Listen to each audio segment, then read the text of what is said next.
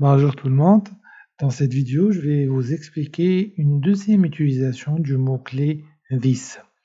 Donc, le mot-clé this qu'on a vu précédemment dans la vidéo précédente, il faisait la différence entre l'argument de la méthode et l'attribut de la classe.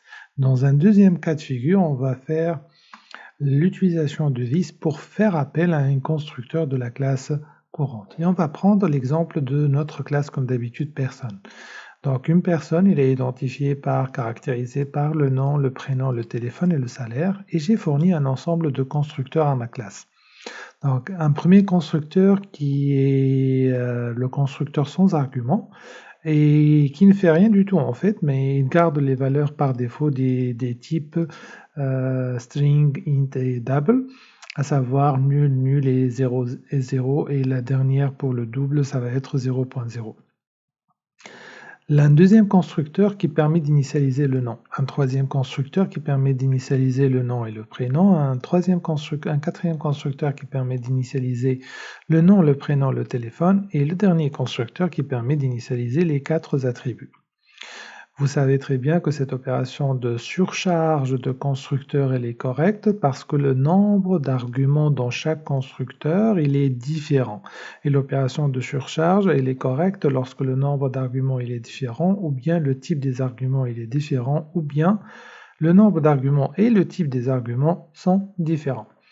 Donc dans ce cas de figure, on a différencié nos constructeurs par des arguments différents. Bien sûr, chaque constructeur permet d'initialiser un ensemble d'attributs d'instances de la classe et garde les autres avec des valeurs par défaut.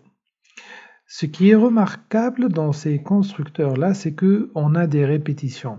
À savoir, le premier constructeur initialise le nom, l'autre initialise le nom et le prénom, donc je retrouve cette instruction this.nom égale à nom qui est dans les deux cas. La même chose pour la classe personne, le quatrième constructeur de la classe personne, nous avons une répétition de l'initialisation du nom et du prénom. Le dernier constructeur, alors là, il répète les 3 instructions d'initialisation des attributs nom, prénom et téléphone. Donc, on a une règle en Java qui dit il ne faut pas répéter ce que vous venez d'écrire. La répétition implique un débogage ou bien une maintenance qui est très difficile de votre code. Donc il faut éliminer cette redondance. Comment on peut éliminer cette redondance dans mon code? C'est tout simplement en disant que ce constructeur-là que j'ai défini ici, ces constructeurs, il permet d'initialiser 4 attributs, mais un constructeur déjà défini précédemment permet d'initialiser les 3. Alors, pourquoi ne pas utiliser ce constructeur qui initialise les 3 et rajouter uniquement l'instruction qui permet d'initialiser le salaire? Comment on peut faire ça? Là intervient l'utilisation du mot-clé this. Donc this, il est utilisable aussi pour faire appel au constructeur de la classe courante. On est dans la classe salaire personne et on peut faire appel à this pour appeler le constructeur de la classe personne qui permet d'initialiser les 3 attributs. Et de cette façon, j'aurais éliminé ces 3 instructions et j'aurais évité de faire de la redondance. Donc, comment on va faire ça? Tout simplement, on écrit this et au lieu de mettre le point, parce que le point il nous donne accès au contenu de l'objet courant, là, on va faire ouvrir directement les parenthèses.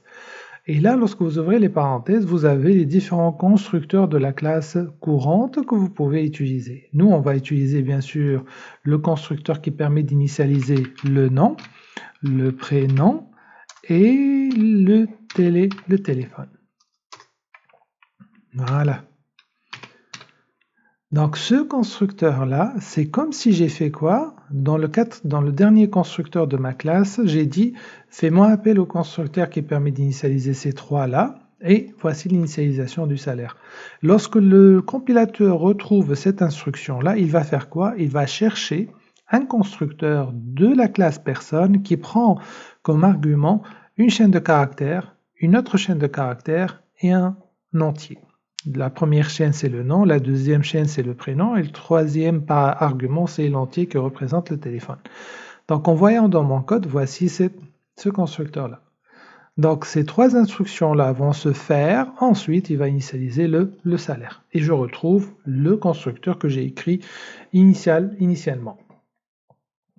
Cette opération-là, bien sûr vous l'avez bien compris, cette opération-là je peux la refaire aussi pour ce constructeur avec celui-là.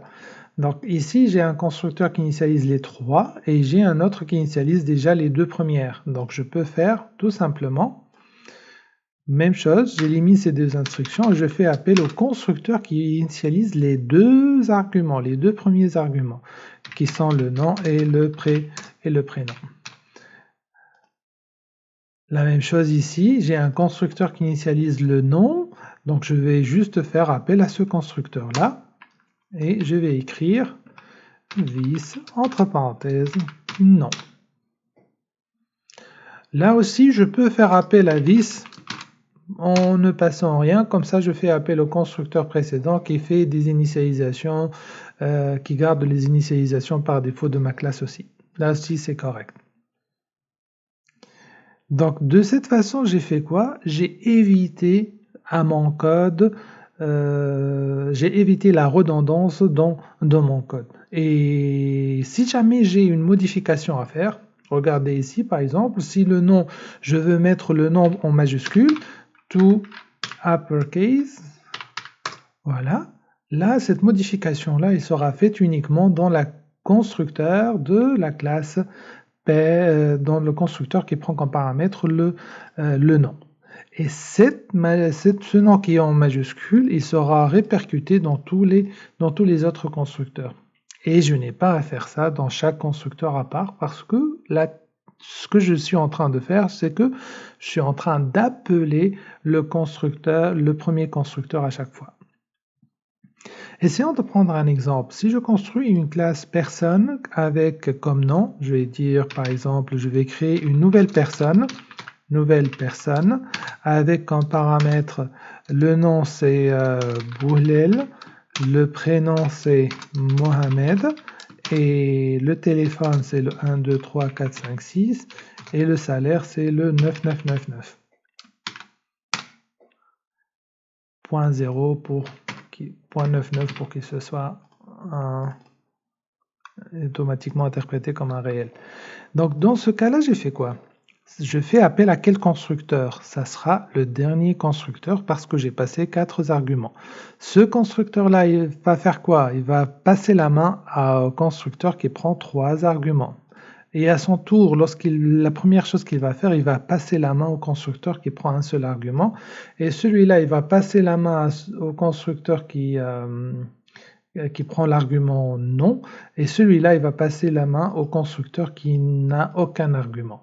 Il va s'exécuter, ensuite il va revenir, il va initialiser le nom, ensuite il va revenir, il va initialiser le prénom, ensuite il va revenir, il va initialiser le téléphone, ensuite il va revenir pour initialiser le salaire. Cette opération, c'est ce qu'on appelle le chaînage de constructeurs. Donc, vous faites appel à un constructeur, le deuxième constructeur fait appel au troisième, le troisième fait appel au quatrième. Une fois le quatrième, il a terminé son travail, il repasse la main au troisième qu'il a appelé, le troisième repasse la main au deuxième qu'il a appelé, le deuxième repasse la main au premier qu'il a appelé. Et ça s'appelle chaînage de constructeurs. Et c'est très utilisé avec le langage Java. Pourquoi? Parce que ça évite énormément de redondance dans le code. Merci beaucoup pour votre attention et on se voit dans la vidéo suivante pour l'utilisation de this avec les méthodes.